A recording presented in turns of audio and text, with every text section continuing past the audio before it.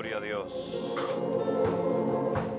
Levanta tus manos conmigo al cielo y dile: Señor, gracias por esta mañana gloriosa que nos estás permitiendo celebrar en tu nombre, Señor.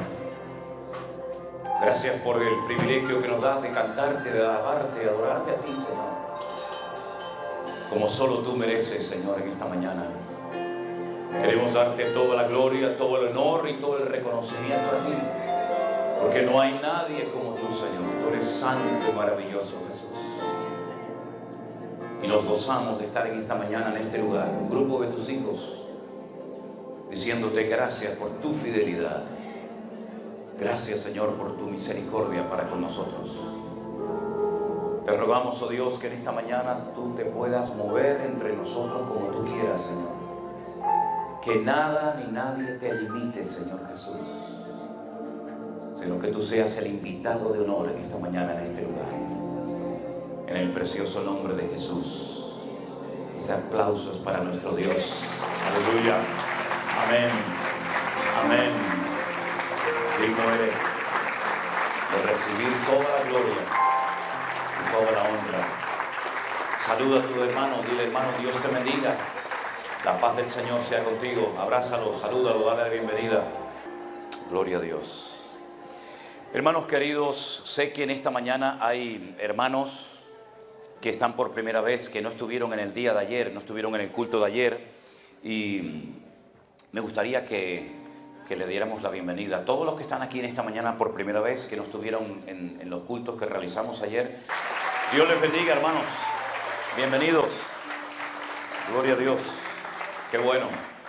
Pues bienvenidos, hermanos. Espero que disfruten de este tiempo, de este desayuno, de esta comunión, que es lo más lindo.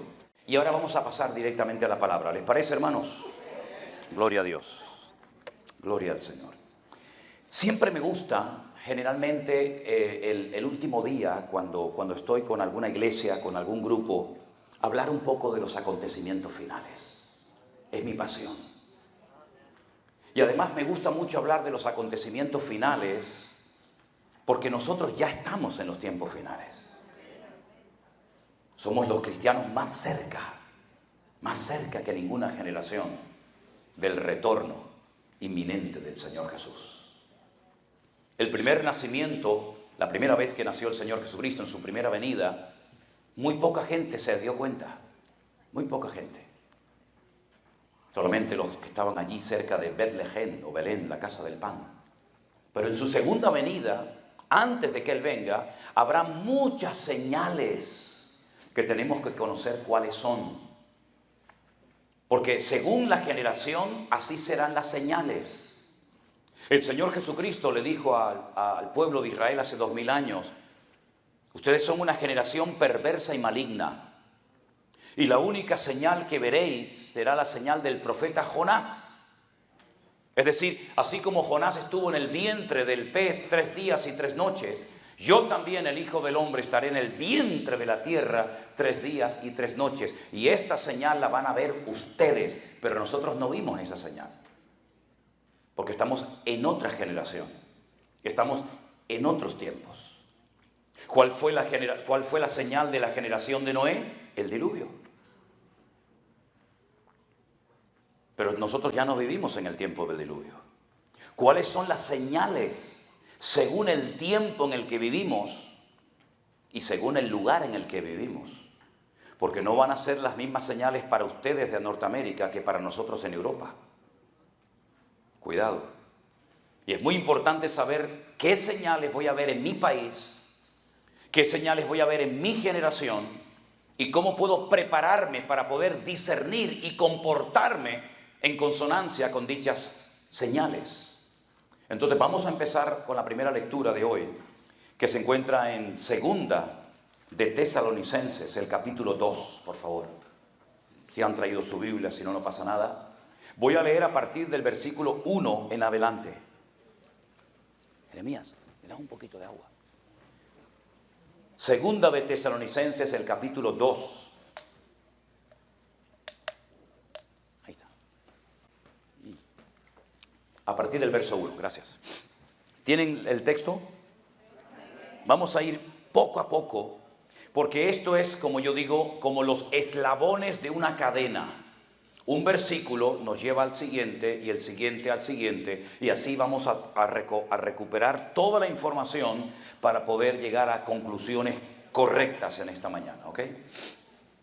Versículo 1 dice: con respecto a la venida de nuestro Señor Jesucristo y nuestra reunión con Él, os rogamos, hermanos, que no os dejéis mover fácilmente de vuestro modo de pensar, ni os conturbéis, ni por espíritu, ni por palabra, ni por carta como si fuera nuestra, en el sentido de que el día del Señor está cerca.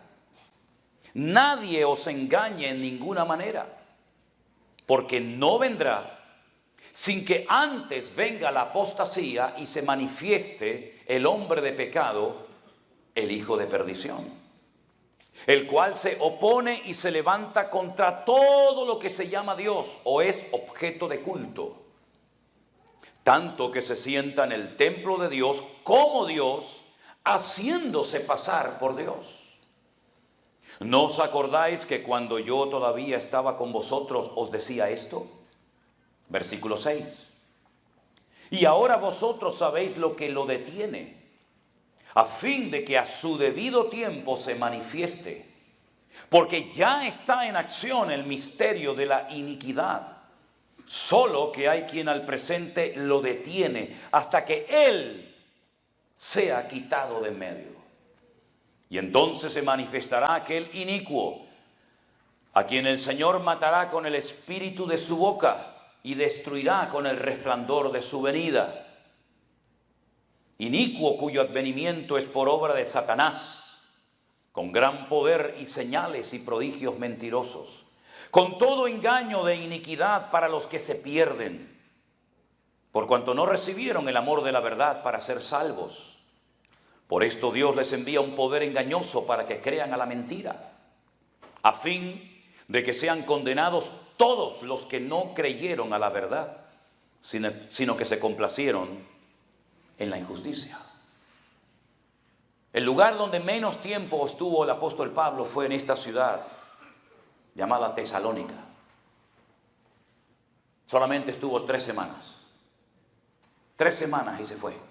Abrió la iglesia, tuvo que marcharse debido a una tremenda persecución que se había iniciado. El lugar donde más tiempo estuvo fue en Éfeso, 2 años, en Corinto 1 año y en Tesalónica 3 semanas. Y fíjense el nivel, la profundidad de enseñanza con tan solo 3 semanas de convertidos. Les habla del anticristo, les habla de su manifestación, les habla de los milagros, de los prodigios y señales mentirosos que este personaje terrible hará. Les habla acerca de qué es lo que está impidiendo la manifestación del anticristo. Les habla de las resurrecciones, de la primera, de la segunda, de los tiempos, etcétera, etcétera. Con tan solo 3 semanas de convertidos. Y siempre me he preguntado cómo es posible que hay personas que llevan años y toda la vida en las iglesias. Incluso se jactan de ser predicadores o pastores y no saben discernir los tiempos ni las ocasiones.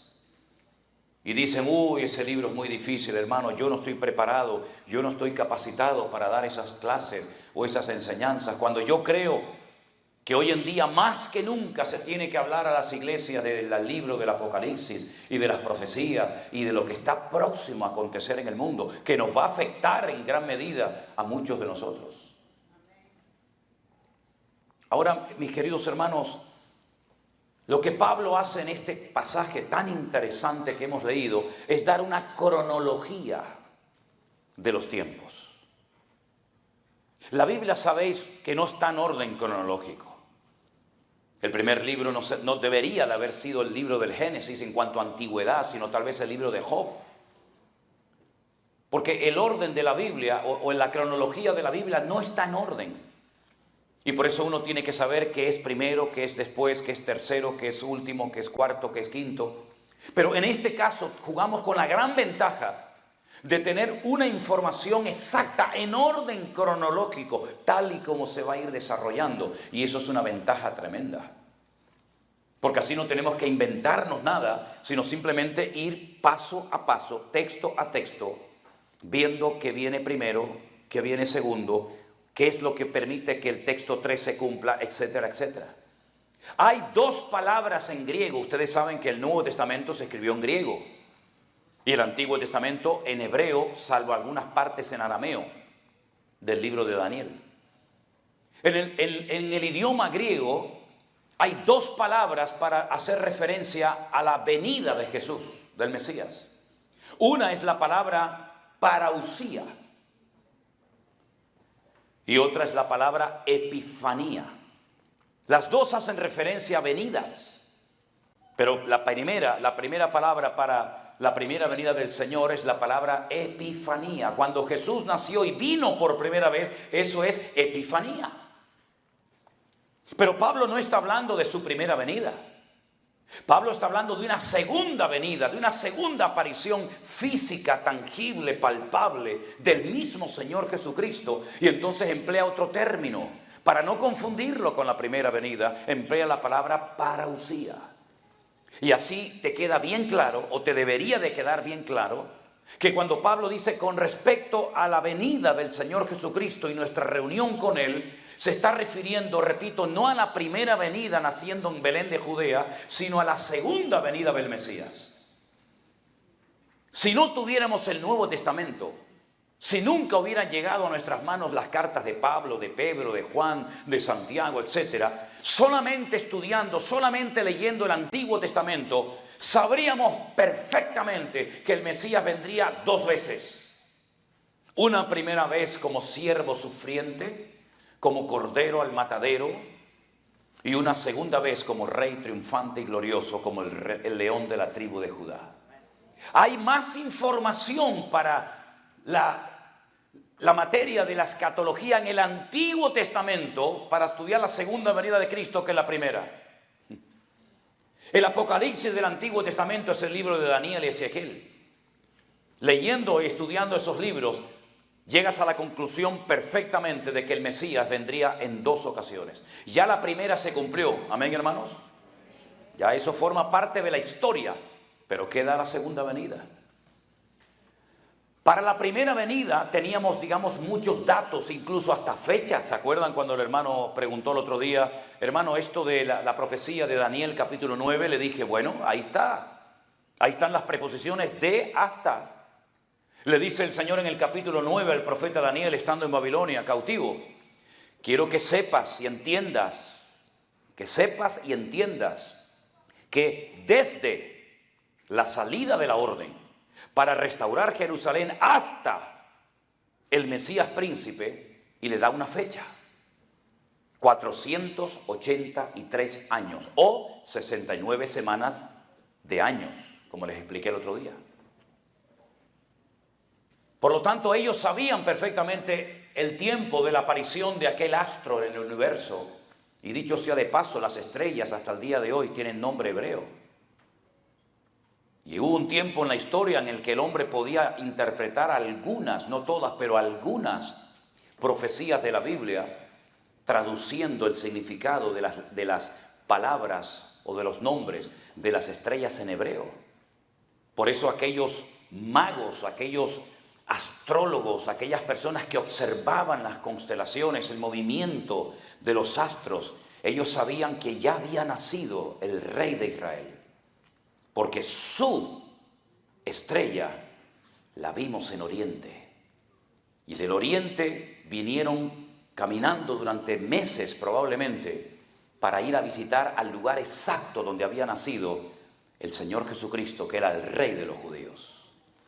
Es decir, había señales proféticas, mucha información para saber más o menos el tiempo de su venida. En el Antiguo Testamento hay 4 reinos fundamentales que se mencionan. Tenemos el imperio babilónico, el imperio de los medos persa, tenemos el imperio griego y tenemos mención o referencia al imperio romano. No se habla de los chinos, No se habla de cualquier otra civilización, pero fundamentalmente la historia bíblica pasa por estos 4 imperios. El babilónico, que lo vemos en el Antiguo Testamento. El medo-persa, los persas eran los iraníes. Y los medos son los kurdos, los que todavía después de tantos siglos, los kurdos siguen pidiendo a Turquía y a otras naciones de la tierra que les den un trozo de tierra. Los kurdos son los antiguos medos de la Biblia. Y los persas son los iraníes, los que tienen su territorio. Pero luego la Biblia nos habla del imperio griego, incluso haciendo referencia a Alejandro Magno. Pero no aparece en el Antiguo Testamento nada del imperio griego. Y cuando abrimos las páginas del Nuevo Testamento, nos encontramos con otro imperio, que es el imperio de los romanos. De los Césares de Roma, nos encontramos a Poncio Pilato, nos encontramos a los centuriones romanos, nos encontramos a ese imperio que ya ha invadido prácticamente el mundo conocido. Toda Europa era de los romanos, toda, desde Portugal, España, Francia, Inglaterra, Alemania, Italia, toda Europa era de los romanos. Todo el Medio Oriente, Siria, Israel, Jordania, Egipto, todo el norte de África, Libia, ¿verdad? Todos esos lugares era del antiguo imperio romano. Al final de España hay un pueblo pequeño que se llama Finis Terre, que significa en castellano, viene del latín, el fin de la tierra. Ahí terminaba el mundo, no había más, ¿verdad? ¿Y qué pasó con el imperio griego?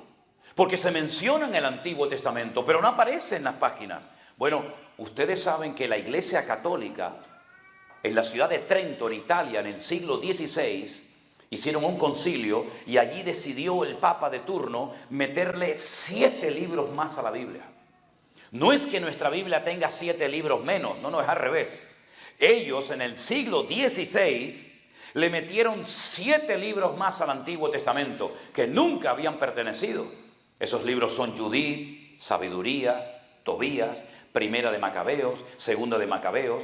Y esos libros de Macabeos son muy interesantes, porque los Macabeos, que viene de la palabra Macab, que significa martillo, era una familia de judíos que se rebelaron en contra de los griegos y querían volver a abrir las puertas del templo de Jerusalén, ¿verdad?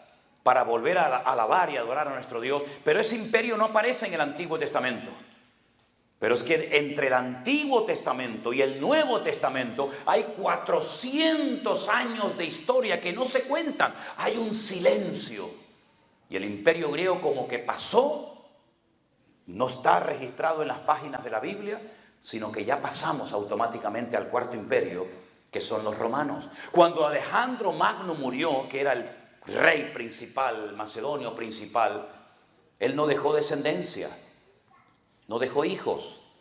Y entonces 4 de sus generales principales se repartieron el mundo dominado y controlado por él. El nombre de los generales era Ptolomeo, Casandro, Seleuco y Silimaco. Ellos repartieron el mundo entre ellos y los seleucidas se fueron a Israel. Y allí entonces el templo lo convirtieron en un gimnasio y en un templo pagano. Y Antíoco Epifanes cogió un cerdo, lo sacrificó, derramó la sangre en el lugar santísimo y levantó una estatua para adorar a los dioses griegos como los dioses únicos y verdaderos. Y vemos que cada imperio se comportó con el pueblo de Israel, en aquel momento el único pueblo de Dios que había, de una forma diferente, y en ellos vemos las estrategias y cómo el diablo va atacando a la iglesia y al pueblo de Dios y a los hijos de Dios de formas diferentes. Unos los destruían, otros decían, no lo destruya, vamos a modificarlo, vamos a meter nuestros dioses, y así sucesivamente las distintas estrategias. Y por eso dice el Señor en Mateo capítulo 24, cuando veáis la abominación desoladora de la cual habló el profeta Daniel, y pone entre paréntesis, el que lee entienda. ¿Qué es la profanación? ¿Qué es la abominación desoladora? Es la profanación del lugar santísimo. Claro, alguno en esta sala, en esta tarde, o ahí en internet que nos están siguiendo, puede decir, pero hermano, no hay templo, los judíos no tienen templo en Israel. Es verdad, tienes razón. Fue destruido en el año 70 por el hijo del emperador romano Vespasiano, por Tito. Él destruyó el templo, lo quemó, llevó los tesoros a Roma. Y nunca más en 2000 años el templo de Jerusalén ha vuelto a ser reconstruido. En el lugar donde antaño estuvo el templo, hoy en día hay no una, sino dos mezquitas musulmanas. Una que habrán visto enorme con esa cúpula de oro que se llama la mezquita de Omar, donde debajo de esa cúpula hay una piedra que es más grande que todo esto, y los judíos dicen que ese es el centro, el ombligo de la tierra, desde el cual Dios creó el universo y donde subió Abraham con Isaac para sacrificarlo sobre un altar. Y al lado hay otra mezquita que es la mezquita de Al-Aqsa, que es donde dicen los musulmanes que Adán y Eva oraban a Alá. El Corán está lleno de falsedades, de manipulaciones históricas y de mentiras. Y es una burda imitación de historias bíblicas. Pero en fin, ese sería otro tema para otro día. Pero mis queridos hermanos, el apóstol Pablo dice que se presentará en los últimos tiempos un hombre, un personaje político que se levantará del antiguo imperio romano, que la Biblia lo llama el anticristo, el cuerno pequeño, el inicuo, el hombre de pecado, el hijo de perdición. Es siempre el mismo. Es un líder político que recibirá un poderío militar impresionante, recibirá reconocimiento mundial por parte de muchas naciones, y este hombre, junto con otro personaje llamado el falso profeta, cuya sede de gobierno religioso o espiritual está en Roma, la ciudad que gobernaba sobre todos los reinos de la tierra, este dúo de hombres perversos llamado el falso profeta y el anticristo, en los últimos tiempos harán barbaridades. Durante un periodo que el Antiguo Testamento lo llama el tiempo de angustia de Jacob, y el Nuevo Testamento lo llama la gran tribulación. La pregunta que muchos se hacen es: ¿estaremos nosotros en ese periodo tenebroso y terrible de la historia? Hay tres opiniones que son las que más se han extendido en el campo evangélico. Unos dicen, no, nosotros no estaremos nunca en persecuciones. Jamás nos afectarán a nosotros, los problemas económicos, persecuciones, quema de iglesias. No, nosotros vamos a ser arrebatados, llevados antes de que comience todo eso. Hay otro sector que opinan que van a estar por lo menos en la primera parte, en los primeros 3 años y medio. Y hay otros, pero no tantos, que opinan que la iglesia va a estar en todo el periodo de la gran tribulación. La pregunta es, si hay 3 opiniones, ¿cuál es la verdadera? Porque no puede venir el Señor 3 veces, antes, durante y después, tendrá que venir en una ocasión. Les voy a dar un pequeño dato. No intento convencer a nadie de nada, no estoy aquí para eso. Pero sí me gusta hacerle a la gente pensar. Porque la enseñanza no tiene que entrar por presión, sino por convicción. Y que sea el Espíritu Santo el que nos enseñe y nos hable, porque todos somos estudiantes de la Biblia, ¿sí? Durante siglos, durante muchísimo tiempo, estaba totalmente prohibido, mal visto que en una Biblia se incluyeran comentarios de hombres. Hoy en día saben lo que hay, ¿no? La Biblia de este, la Biblia del otro, la Biblia de fulanito, la Biblia de menganito, y ahí meten sus comentarios y sus opiniones, ¿verdad? Pero durante siglos eso no se podía hacer. La Biblia es la Biblia. Usted quiere un libro de comentarios, cómprelo aparte. Pero no le metan a la Biblia mapitas y datos y cronologías e información y opiniones personales del pastor no sé quién o del teólogo no sé cuánto. Eso no se podía hacer. La primera vez que eso se hizo en la historia, se hizo con la famosa Biblia de Scofield. Scofield fue un hombre muy reconocido teológicamente hablando. Y Scofield había oído que un sacerdote, que un cura, aproximadamente estamos ahora mismo como a 150, 170 años, desde ese comentario que hizo ese cura, dijo que la iglesia no pasaría por la tribulación, que la iglesia sería arrebatada antes de que comenzara ese periodo terrible de la historia. Y Scofield fue el primero en la historia que metió en la Biblia ese comentario de un cura. Durante casi 2000 años la iglesia nunca creyó eso. Estudien la teología de los hermanos en la Edad Media. ¿Qué creían nuestros hermanos en la Edad Media en Europa? ¿Qué creían nuestros hermanos hace 500, 600 años atrás? Nadie aceptaba esa opinión personal de este sacerdote. Pero fue Scofield, al meter en la Biblia el comentario de este hombre que decía que la iglesia no iba a pasar la gran tribulación, se popularizó, le agradó al pueblo cristiano porque lo decía Scofield. Y Scofield era un hombre reconocido. ¿Cuántas veces me habéis oído decir, diga lo que diga el pastor? Escriba lo que escriba el pastor. Si no coincide 100% con la palabra de Dios, no digan amén, hermanos. Analicen a la luz de las Sagradas Escrituras si verdaderamente eso es 100% bíblico o es simplemente una opinión. Todos tenemos derecho a opinar, ¿sí o no? Yo puedo dar una opinión, usted puede dar una opinión, pero hermano, por encima de su opinión o de mi opinión está lo que dice el Señor en su palabra. Y durante 2000 años, la opinión, el concepto, la idea generalizada del cristianismo era que ser cristiano era sinónimo de ser perseguido. De hecho, el apóstol Pablo, saben perfectamente que él decía, nosotros nos hemos sentenciado a muerte. Hoy te agarrarán a ti, mañana al otro, mañana a mí. Pero tarde o temprano los cristianos sabían que para ellos era un honor y un privilegio morir y derramar su vida por la causa del evangelio. Ahora, ¿qué nos dice la palabra de Dios? Primero, que el anticristo se va a manifestar después de que algo o alguien, mejor dicho, que lo detiene, se ha quitado de en medio. Pero respondiendo a la pregunta, ¿pasaremos o no pasaremos por la gran tribulación? Miren, hermanos, el libro del Apocalipsis, la ventaja que tenemos también con ese libro es que se escribió en orden. No está todo alterado, sino que hay un orden. Usted simplemente tiene que seguir el orden para saber qué va a ocurrir primero, qué va a ocurrir segundo, qué va a ocurrir tercero y así sucesivamente. El libro del Apocalipsis relata 21 juicios terribles. Esos juicios los clasifican en grupos de 7. 3 grupos de 7, 7 por 3, 21. 7 sellos, 7 trompetas y 7 copas de la ira. No existían los libros tal y como los tenemos hoy en día en nuestras manos. Existían pergaminos. Los primeros libros, o el primer libro que se imprimió fue la Biblia en el Renacimiento, en Europa, en la imprenta de Gutenberg. No había libros, eran pergaminos, eran rollos. Y para que se guardara un poco la privacidad de la escritura, pues se ponía un sello, se lacraba con velas, se derretía y se sellaba para que nadie pudiera leer el contenido del libro. Lo que el Señor le está diciendo a Juan, dice, mira, este es un rollo donde cuento la historia de los últimos tiempos.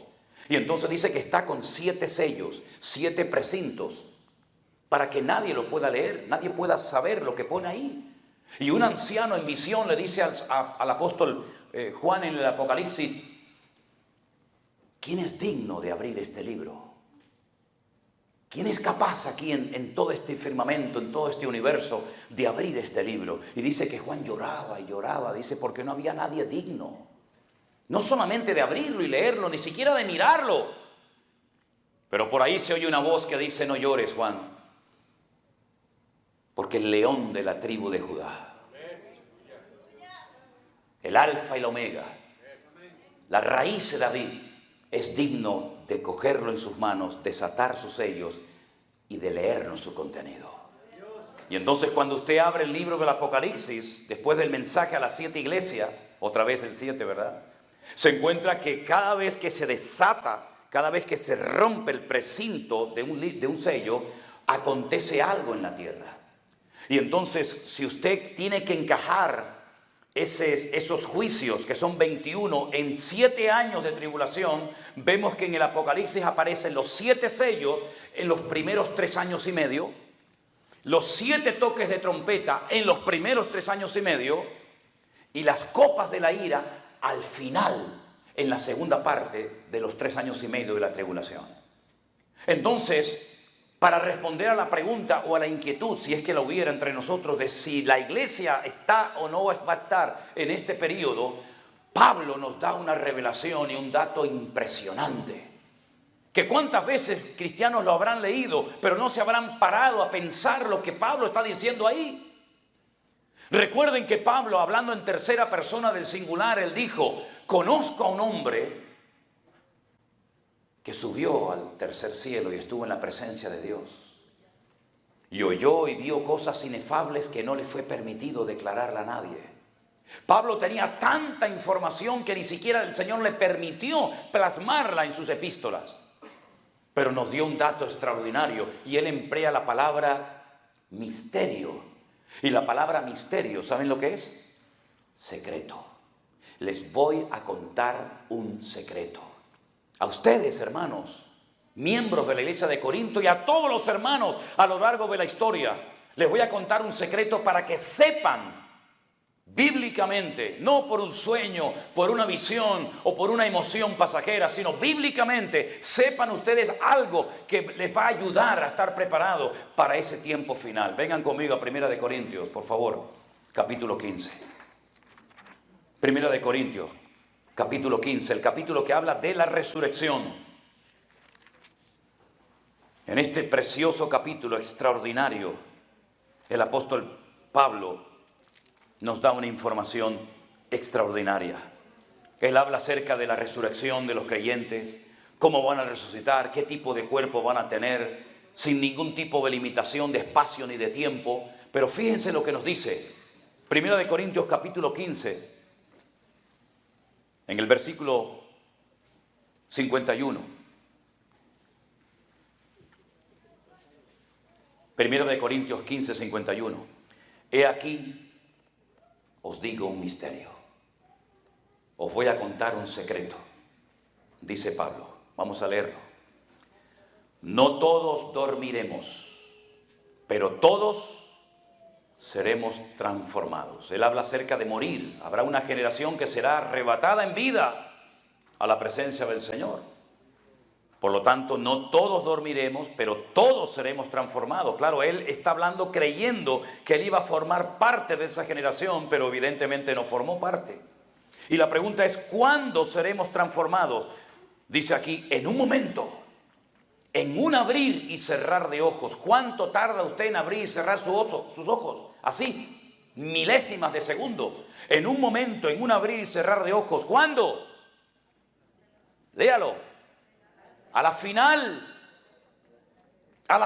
trompeta, porque se tocará la trompeta y entonces los muertos en Cristo serán resucitados incorruptibles y nosotros seremos transformados. Se producirá una metamorfosis, que es la palabra griega, de gusano a mariposa, ¿verdad?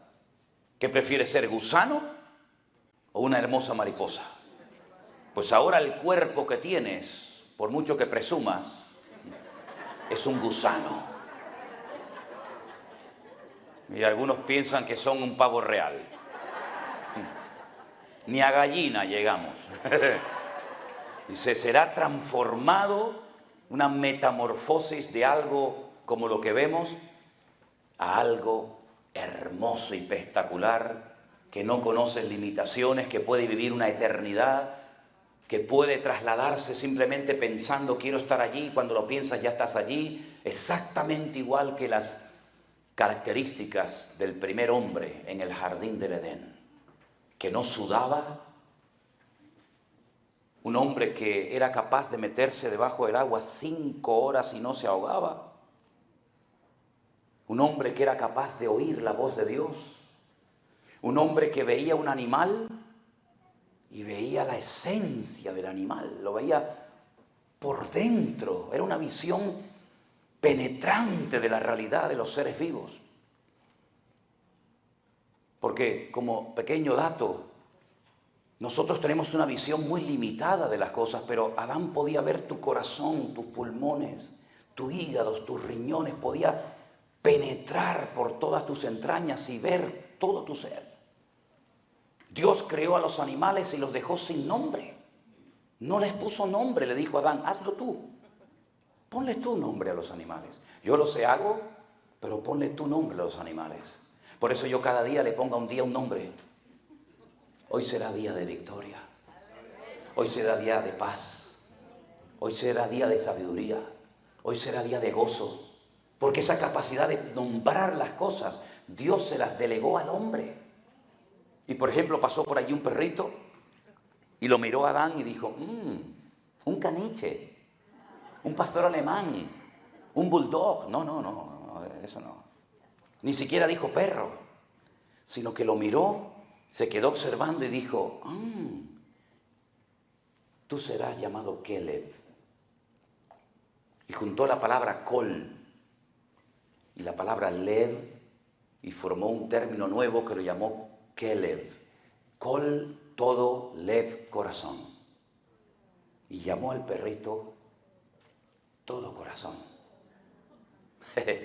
Y llamó al león que comía paja y te podías acostar. Ese es el sueño de mi vida, dormir con un león. Me encantaría ahí abrazarlo, ahí la melena esa. Es una gozada cuando veo esos hombres que entran a una jaula y abrazan a un león y se te encarama. Es algo, aunque el león apesta, dicho sea de paso, pero bueno. Y lo llamó Agei, el que mete miedo. Pero no metía miedo, pero él vio la esencia en el futuro. Y así, un estudio muy lindo del nombre de cada animal, ¿no? Pero no es el tema ahora, ¿verdad? Pero ¿saben qué, mis queridos hermanos? Es como si yo dijera, esto tiene hidrógeno. Esto tiene hidrógeno. Esto tiene oxígeno. Pero yo no lo veo el oxígeno, pero Adán sí lo veía. Dice, esto tiene hidrógeno y oxígeno. Por eso cuando bebes agua, es un alivio. Tu cuerpo nota que ha entrado hidrógeno, que ha entrado oxígeno a tus venas y te alivia porque es una fórmula química que es lo que hace que ese elemento sea indispensable para la vida, ¿verdad?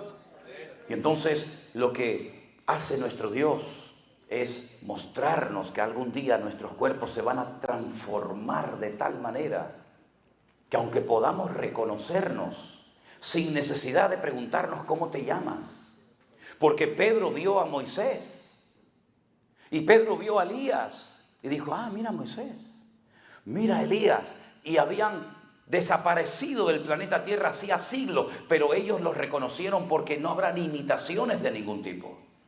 Todas las enfermedades desaparecerán, los ciegos verán, los mudos hablarán. No sé en qué edad nos quedaremos, si uno murió con 80, si se queda con 80 o el de 20, no, ya eso no lo sé. Pero lo que sí sé es que va a ser la perfección absoluta. ¿Y cuándo se producirá ese cambio? A la final trompeta. ¿Y cuántas trompetas menciona el libro del Apocalipsis? 7. ¿Y cuándo suena la séptima trompeta? Después de los 7 sellos. Y al final de la séptima trompeta ya han pasado 3 años y medio de lo que llamamos la gran tribulación. Y a la mitad de la semana o a la mitad de los 7 años se produce este acontecimiento glorioso de la resurrección de los muertos. Y vamos a la presencia del Señor, y es entonces cuando aquel inicuo terrible entra al lugar santísimo y lo profana y dice, a partir de hoy me van a adorar a mí.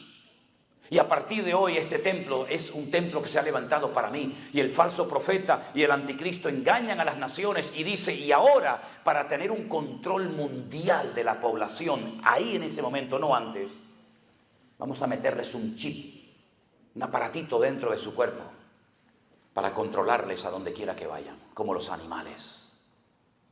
Y hacía que a grandes, pequeños, hombres, mujeres, blancos, negros, ricos, pobres, fueran marcados como los animales, y nadie puede comprar, nadie puede vender, nadie puede cobrar su sueldo, nadie puede poner combustible en una gasolinera, nadie puede ir a un supermercado, nadie puede hacer nada si no pasas la mano y reconoce la máquina que llevas ese aparatito dentro de tu cuerpo, alimentado por una pequeña batería de litio que si te lo quieres quitar se abre y te envenena la sangre y te mueres al momento. Donde a través de satélites pueden controlar en cualquier momento el movimiento de toda la raza humana y decir, este está aquí, este está allá, este vino, este se quiere escapar, este es hombre, esta es mujer. Eso es lo que sucederá en los últimos tiempos. ¿Cómo podía saber Juan, un pescador de Galilea, hace 2000 años, esta alta tecnología? Porque el Espíritu Santo lo sabe todo y reveló lo que va a pasar en los últimos tiempos. Entonces, ¿qué es lo que tenemos que hacer nosotros hoy en día? Lo que dijo el Señor, velad y orad, velad y orad, para que aquel día y estas cosas no os sorprendan como ladrón en la noche. Porque dice la Biblia, no os sorprendáis del fuego de prueba que os ha sobrevenido, como si alguna cosa extraña os aconteciese. Porque los mismos padecimientos los están pasando vuestros hermanos en todas las naciones de la tierra. Por lo tanto, mis queridos hermanos, esto es una realidad. He visto a iglesias enteras con su pastor al frente que se van al muro de los lamentos, al Col de la Maravilla, allí en Jerusalén, a orar y a reprender al diablo para que no venga la tribulación y para que no venga el anticristo. Y yo digo, pero estáis perdiendo el tiempo. Porque lo que está escrito se cumplirá y no hay nada que el hombre pueda hacer para evitar que esto suceda. Habrá un control de la población mundial, habrá un control de la economía. Bueno, de hecho el dinero va a desaparecer. Lo digo, si lo tienen vayan gastándolo ya, ¿eh? Sí, cuando vino el euro, Europa, nombre de una diosa griega que tiene también su historia, y inventaron una moneda que se llamaba el euro. Para los europeos era impensable que los alemanes no tuvieran su marco, o para los españoles su peseta, o para los italianos su lira, ¿verdad? Pero hoy en día usted puede ir desde Portugal por toda Europa y no hace falta cambiar aquí liras, aquí dólares, aquí. No. Todos tenemos la misma moneda.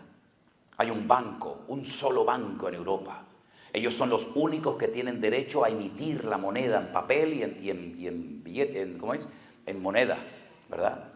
Un banco central, órdenes centrales, lo que dice Bruselas, todo el mundo tiene que obedecerlo, ¿verdad?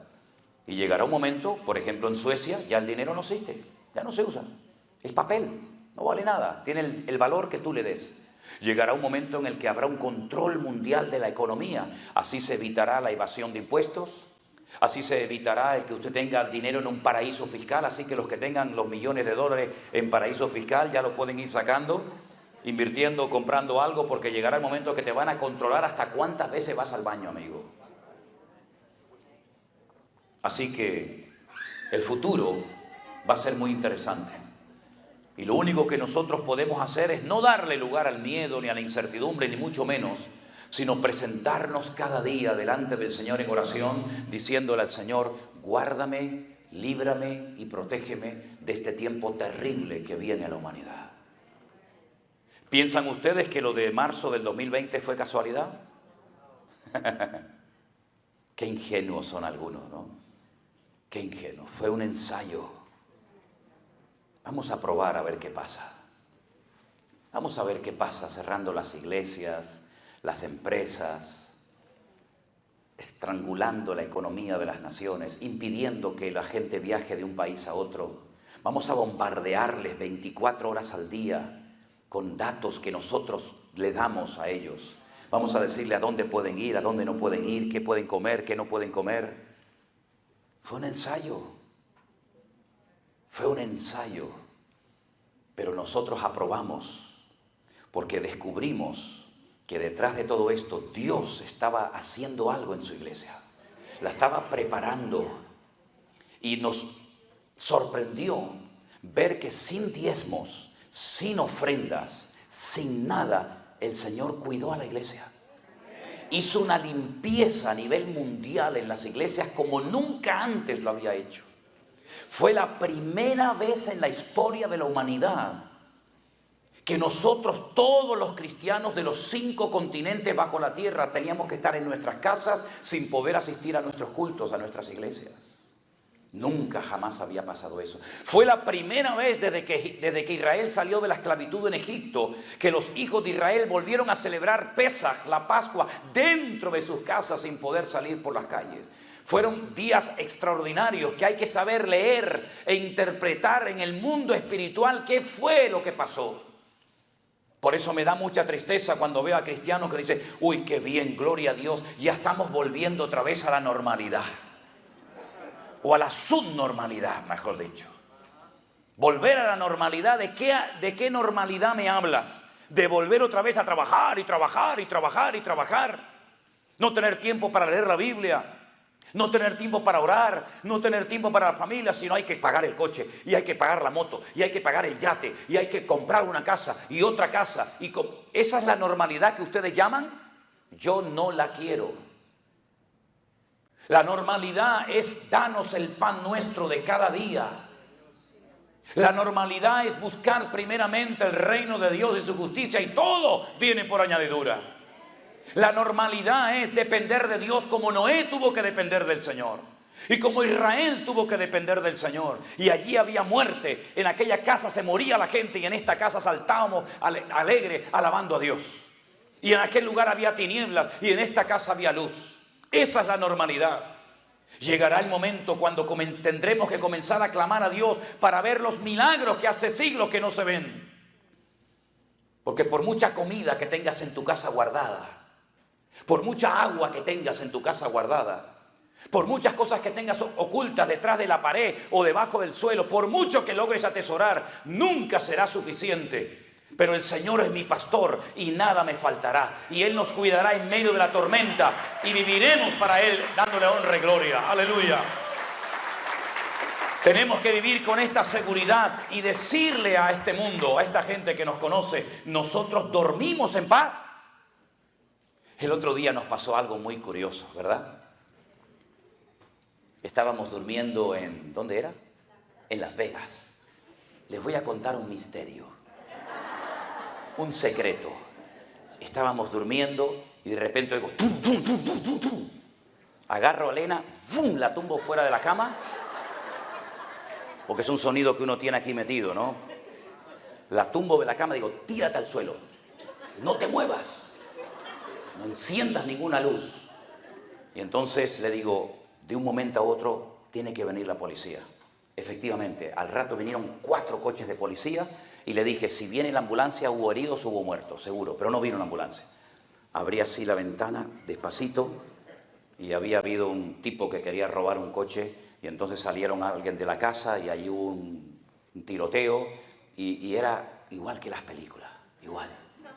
Y entonces le digo, mira, esto que parece algo como fuera de lo común, los últimos tiempos, dijo el Señor, van a ser como los días de Noé. Y uno dice, como los días de Noé, voy a ver qué dice la Biblia de los días de Noé. A ver cómo eran los días de Noé. Violencia, falta de principios, de moral, falta de respeto, la apostasía, el desorden, el caos absoluto. Hoy en día los hijos mandan sobre muchos padres. En mi época se decía, cuando los adultos hablan, los niños se callan. Eso era en el siglo... cuando Cristóbal Colón vino a América. Hoy en día el niño dice, no, no, mamá, no, no, papá, no, no, no es así. Y la madre dice, a ver, hijo, a ver, ¿qué tienes que decir? En mi época yo interrumpía a mi padre y me daba un cogotazo que la cabeza me hacía así. Bueno, no hacía ni falta, porque yo estaba en una casa, antes de ir a la... Yo era terrible de niño, era terrible, Yo, algún endemoniado tenía que estar por ahí. Terrible, y me decían, pórtate bien, que vamos de visita. Si te ponen algo delante, no lo cojas. No digas que tienes hambre. No me rompas nada. Y yo decía, sí, papá. Llegaba a la casa y ya me empezaba yo a alterar y mi padre me hacía así.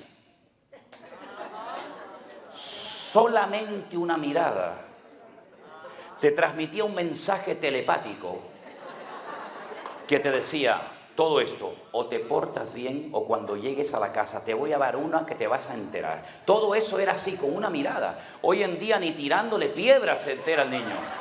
Nada, nada, están en otra onda, en otra frecuencia. Eso dice la Biblia. Donde lo malo, hoy en día es bueno. Y lo bueno de hoy, antiguamente era malo, pecado y hasta un delito. Donde lo dulce es salado, lo salado es dulce. Donde ya no hay moral, no hay principios, donde el muchacho está en su aula de la clase, de la escuela, hablando por el teléfono, no puede decirle nada al maestro, por lo menos en Europa, porque los derechos, son los derechos y las obligaciones, ¿dónde están? Todos son derechos, todo el mundo tiene derechos. Pero la Biblia también, es verdad, habla de derechos, pero también habla de principios, de respeto al mayor. La Biblia dice que cuando un señor con canas, por cierto, yo ya tengo algunas para que lo sepan, aunque son evidentes, ¿no? Dice que cuando viene una persona con canas a saludarte, usted se tiene que poner de pie. Eso lo dice la Biblia. Nunca saludarás al anciano de Israel canoso sentado. Es un respeto, ¿verdad? Un buenos días, buenas tardes. Gracias, por favor. Todo eso se está desapareciendo. Violencia, agresividad por todas partes, ¿verdad? Asesinatos, crímenes, violaciones todos los días, como los días de Noé. Exactamente igual. Una promiscuidad sexual sin límite. Sin límite. Todo vale. Una niña con 12, 13, 14 años sabe más que una mujer de 40 hace años. Y te puede dar lecciones de cómo y cuándo y etcétera, etcétera, ¿verdad? Eso dice la Biblia que va a pasar en los últimos tiempos, donde faltará el amor, faltará el respeto. Hoy en día la profesión de más depresión en España, ¿saben cuál es? Los maestros de las escuelas están deprimidos, han perdido la autoridad. En mi época, cuando el profesor me castigaba y llegaba a mi casa y me decía, papá, el profesor me castigó y me decía, algo malo habrás hecho. Y encima me daba él también. Hoy en día, papá, el profesor me castigó y el padre va, le pega al profesor, lo denuncia, lo manda a la policía, lo manda al juzgado, lo mandan al Alcatraz 30 años. Increíble, es una locura de vida. Es que exactamente igual que los días de Noé. Por eso qué difícil es ser padre hoy en día. Porque encima, si dices alguna cosa, el tipo va y te denuncia. Todo el derecho a los menores, el ninguno a los padres. Eso es normal hoy en día. Y es lo que dijo el Señor. Anarquía, falta de respeto, falta de moral. Las iglesias solamente tienen de iglesia el nombre, pero muchas iglesias son peor que las del mundo. Adulterio, fornicaciones, gente enganchada a la pornografía, celos, envidia, divisiones, peleas, quítate tú para ponerme yo. Y a eso llaman iglesia. Eso hace muchos años que dejó de ser iglesia. Pastores que se han aprovechado de la gente en vez de servir a la gente. Por ganancias deshonestas son capaces de inventarse cosas que ni existen hoy en día con tal de sacarle la plata a la gente de los bolsillos. Y hoy en día es normal que el pastor viva como un marajá, como el rey de Arabia Saudita, y el pueblo siempre dando y dando y dando y nunca llegan a conformar a esa persona. Como en Italia, aquel pastor que dice, hermanos, hoy tengo una revelación del Espíritu. A mí me dice eso y te lo prometo, me tengo que contener porque digo, revelación te voy a dar yo. Que te voy a sacar allá afuera, te voy a dar una que te vas a enterar. Se tumbó en el púlpito, dijo, hoy el Espíritu dice, cúbrame con billetes, cúbrame con dinero. Sinvergüenza, es un hombre para meterlo en Alcatraz 200 años, hombre. Pero solo, a pan y agua. Y la gente va. Yo le dije a la hermana, usted me lo está contando, ¿y usted qué hizo? Dice, no, yo fui. Digo, entonces tú peor que él. Usted es copartícipe de su desorden. Todo eso lo hemos denunciado en estos últimos 2 años para que la gente se despierte y se dé cuenta de que estas señales no son casualidad, sino son las señales de los últimos tiempos. Y es tiempo de que volvamos otra vez a tener la Biblia como la base y el fundamento de nuestros países, de nuestras ciudades, en las escuelas, en las casas, y que por lo menos en la iglesia, ya que no la quieren en la calle, que por lo menos en la iglesia se predique el Evangelio, la sana doctrina de nuestro Señor Jesucristo. Si no quieren a Dios en la escuela, aquí lo queremos. Si no quieren a Dios en las universidades, aquí lo queremos. Y si no quieren darle honra y gloria al Señor, sino echarle la culpa a Él de las desgracias y de las muertes, nosotros aquí le daremos a Él toda la gloria, toda la honra y toda la alabanza, porque Él es digno de recibirla. ¡Aleluya! Fuertes aplausos a nuestro Dios. Y Él viene pronto, mis hermanos. Él viene pronto. Prepárense. ¿Quieres seguir llevando tu vida de jefe? Adelante. Usted tiene toda la libertad de hacerlo, pero nunca podrás decir, yo no sabía que Cristo iba a venir otra vez. Nunca podrás pararte delante del trono de Dios y decir, yo no sabía lo que tenía que hacer para recibir al Señor en mi corazón y en mi alma. Yo he cruzado el charco, como solemos decir. Hemos hecho miles y miles de kilómetros. Y hemos estado horas y horas de pie atendiendo a la gente para que tú hoy sepas que el Señor Jesucristo viene pronto, pero que antes de que venga, lo mejor que puedes hacer, la mejor decisión que puedes tomar es abrir tu corazón pidiéndole perdón a Dios por tus adulterios, por tus mentiras y por todas las cosas que has hecho que ni tu mujer las sabe, ni tu marido, Ni nadie en esta vida sabe todas las barbaridades que has cometido, pero Dios las sabe perfectamente. Y Él no viene para reprocharte nada, Él viene para salvarte, para limpiarte, cambiarte y perdonarte. Pero si hoy el Señor te está hablando y cierras tu corazón, nunca tendrás la excusa de decir yo no sabía nada. Yo te he estado predicando más de una hora la palabra de Dios en esta mañana. Te he citado textos bíblicos, te he puesto ejemplos, has aplaudido, has reído, has hecho todo lo que has querido, pero ahora es el momento más importante de esta reunión. Es el momento en el que te pregunto, ¿qué vas a hacer? ¿Qué vas a hacer con todo esto? Ah, muy interesante, muy bonito, que tomé anotaciones, qué interesante, qué bien lo que di. No, a mí no me interesa eso. Tú no puedes salir por esa puerta en este día sin haber tomado la decisión de seguir a Jesús. Si el Señor Jesucristo en este momento apareciera visiblemente por este salón de este hotel y subiera a esta plataforma y te mira a la cara y te dice, ¿quieres que sea tu Señor y Salvador o me vas a crucificar otra vez? ¿Quieres que entre en tu vida, en tu corazón y en tu familia?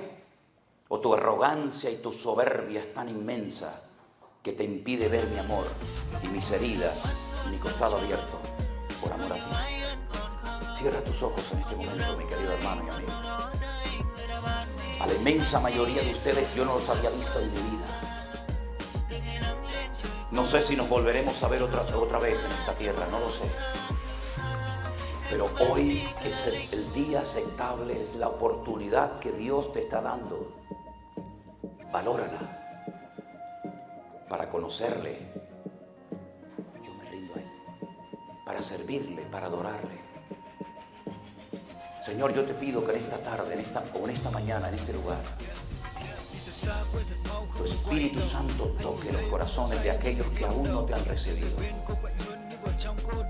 Que entiendan que tú has venido hoy aquí para limpiar, cambiar, transformar vidas. Esto no es un juego, no es un entretenimiento, no es un circo. Este es el lugar más sagrado que hay en este momento, en este lugar.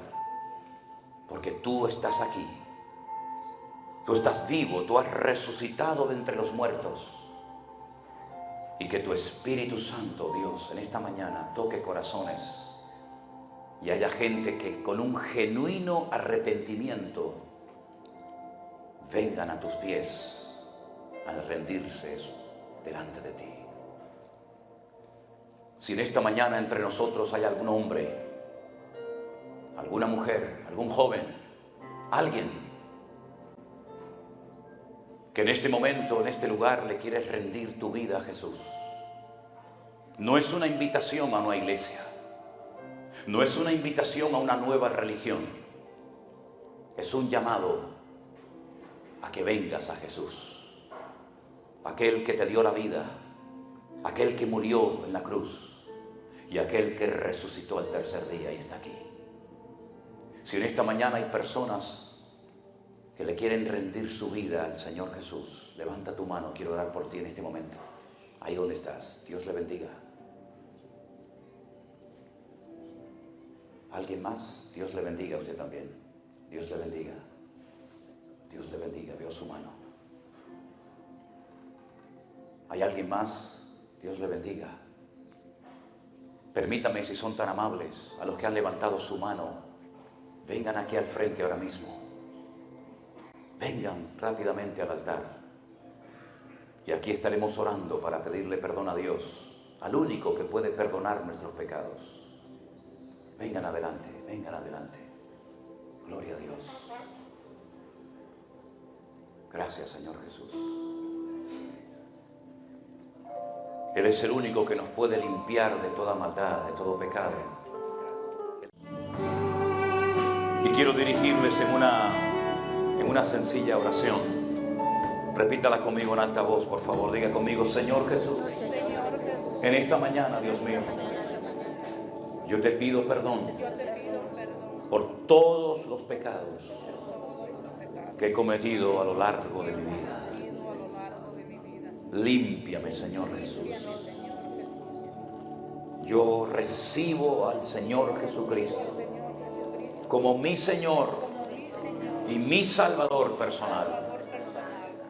confieso públicamente que a partir de hoy te seguiré todos los días de mi vida. Hazme una hija tuya, Señor. Inscribe mi nombre en el libro de la vida. Creo en ti, en tu muerte y en tu resurrección y en tu venida. Me rindo a ti en el nombre de Jesús. Amén y amén. Aleluya. Gloria a Dios. Gloria a Dios. Apláudale fuerte al Señor, iglesia. Pónganse de pie. Aleluya. Y vamos a orar por estas personas. Tenemos ahí un detallito para ustedes. Fuerte ese aplauso a nuestro Dios. Aleluya. Te alabamos. Te alabamos. Te honramos, Señor. Aleluya. Aleluya. Gracias, Señor amado Jesús. La Biblia dice, no yo, la Biblia dice, cuando un pecador en la tierra se arrepiente de sus pecados y confiesa con su boca que Jesús es el Señor de su vida, el Señor le confesará en la otra vida delante del Padre. Pero la otra parte del versículo también dice que cuando una persona en la tierra es un cobarde, que le da vergüenza que su mujer, que su marido, que su amigo o los hermanos lo vean rindiéndole su vida a Cristo, porque no ha tenido el valor de hacerlo, porque es un cobarde, el Señor dice, yo también me avergonzaré de ti delante de la presencia de mi Padre en la otra vida. Por eso dice la Biblia que los adúlteros, los fornicarios, los hechiceros, los homicidas y los cobardes no podrán entrar en el reino de los cielos. Pero ahí hay un grupo de hombres y mujeres valientes que no han tenido ninguna vergüenza, como dicen aquí algunos, pena de pasar al frente y decir, yo quiero seguir a Cristo, yo quiero obedecerle, yo quiero amarle, yo quiero servirle. Y hoy, en este momento, sus nombres han sido inscritos en el libro de la vida. Y cuando el Señor lo abra, mencionará su nombre. Gloria a Dios, aleluya. Gloria a Dios por los valientes, para la gloria de nuestro Dios. Amén.